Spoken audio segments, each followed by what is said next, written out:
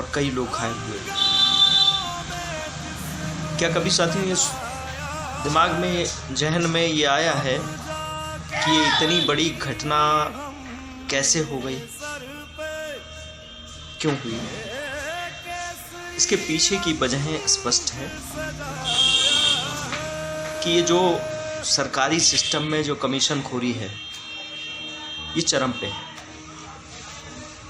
मैं 2010 से 2015 तक जिला पंचायत के सदस्य पद पर हमको सम्मानित सिंदौली क्षेत्र की जनता ने बैठा रहा। जब मैं जिला पंचायत के भी पूरे सिस्टम से 5 साल रूबरू हुआ तो ये ज्ञात हुआ कि एक बहुत बड़ा हिस्सा कमीशन खोरी में जाता है।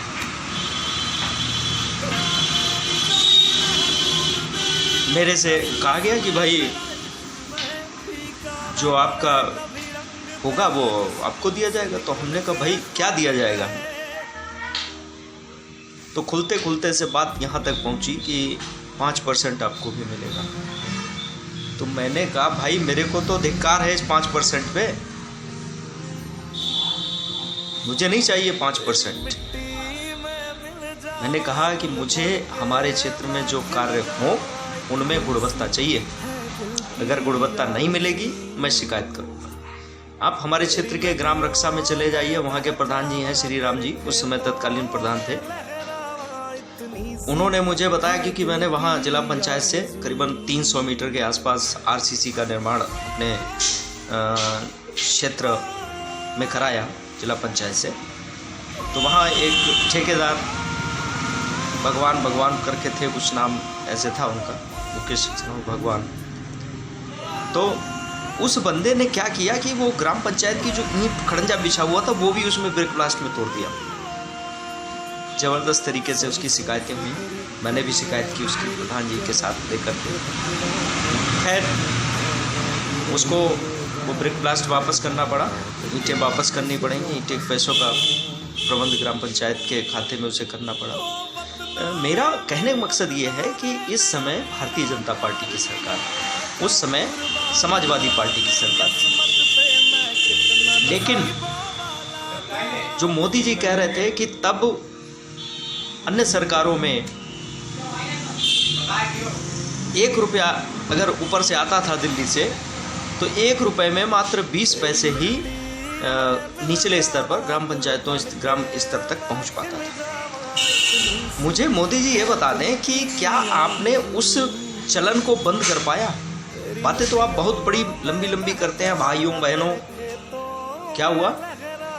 आज भी अगर 1 रुपया वहाँ से चलता है आपके यहाँ से तो गांव में आते आते 20 ही रुपये आ पाता है। ये वास्तविकता है। इसलिए हमारा इस पूरे सिस्टम से, सरकारी सिस्टम से निवेदन है कि मोदी जी ने जो कहा है उसका तो कम से कम पालन करा दो। उसका भी पालन नहीं हो पा रहा है। आज इतनी दर्दनाक घटना हुई मुरादनगर में, कितनी जानें गईं, कितने लोगों ने अपने पिता को खोया, भाइयों को खोया। तो बहुत कष्ट है, बहुत पीड़ा है अंदर से कि पता नहीं कब। मैं चूँकि हमारे पास इतने संसाधन नहीं हैं कि मैं विधायकी का चुनाव लड़ सकूं, क्योंकि आज एक ट्रेंड चल गया है कि पहले के वीडियो में भी आपको बता चुका हूँ कि एक समय था जब लोग राजनीति करते थे समाज सेवक, लेकिन आज जो समय है वो शुद्ध रूप से राजनीतिक पद लेकर के उसकी आड़ में शुद्ध रूप से व्यापार करना। और ये मज़े की बात है कि कौन कितना बड़ा व्यापारी है इस राजनीति में आज के समय में, तो ये एक अलग बात है। तमाम विधायक, तमाम सांसद, आप लोग भी रूबरू होंगे इन सब चीज़ों से। आपके गांव में भी जो प्रकाश व्यवस्था के लिए लाइटें, मास लाइटें लगी होंगी गलियों में, जो इंडिया मार्का हैंडपंप लगे होंगे विधायक निधि से, यात्री छादक बने होंगे, शमशान जो स्थल है उसमें निर्माण कराए गए होंगे। क्या है उनकी पोजीशन, क्या है उनकी हकीकत? क्या उनमें कमीशनबाजी नहीं है? जम के ज़बरदस्त तरीके से कमीशनबाजी है। एक बार अगर हाई मास्ट लाइट किसी गांव में, किसी मोहल्ले में लग जाती है तो उसको खराब होने के बाद उसका कोई पुरसा हाल नहीं। वो लोहे का पोल, वो पूरा सिस्टम, केबल, तार, बॉक्स, फ्यूज बॉक्स सब लगे हुए हैं, कोई उसका पुरसा हाल नहीं।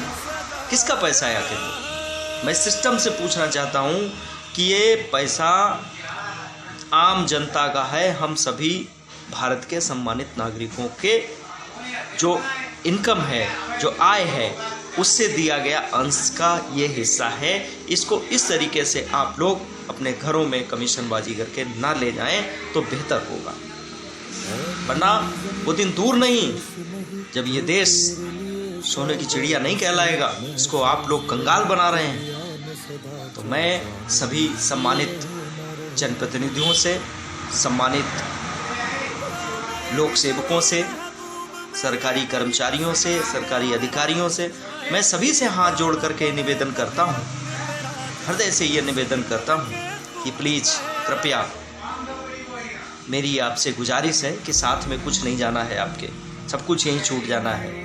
आंखें बंद होने के बाद ना कोई किसी का भाई, ना कोई किसी की बहन, ना कोई किसी का बाप, ना कोई किसी का पिता, कुछ नहीं, सारे सिस्टम खत्म। जब पास से कुछ नहीं जाना है ऊपर, तो फिर क्यों कमीशनबाजी किस लिए? जनहित में कमीशनबाजी को छोड़ें, अपने आप को सशक्त बनाएं, अपने परिवारों को सशक्त बनाएं, अपने देश को सशक्त बनाएं। और ये जो शरीर है, इसमें जो लहू हमारी रगों में दौड़ रहा है, वो मातृभूमि की सेवा के लिए दौड़ना चाहिए, ना कि अपने परिवारों की सेवा के लिए, अपने रिश्तेदारों की सेवा के लिए, अपने पेट की सेवा के लिए नहीं दौड़ना चाहिए। यह हमारा आप सभी से वादा है कि अगर हमारी इन बातों पे आप लोग ध्यान दे लेंगे तो निश्चित ही हमारा भारत देश एक मजबूत और सशक्त देश बनेगा, वरना तो धीरे धीरे आने वाले समय में हमारा देश भी गिरवी पड़ जाएगा। इन्हीं बातों के साथ अपनी बात को यहीं पर विराम देता हूँ। जय हिंद, जय भारत।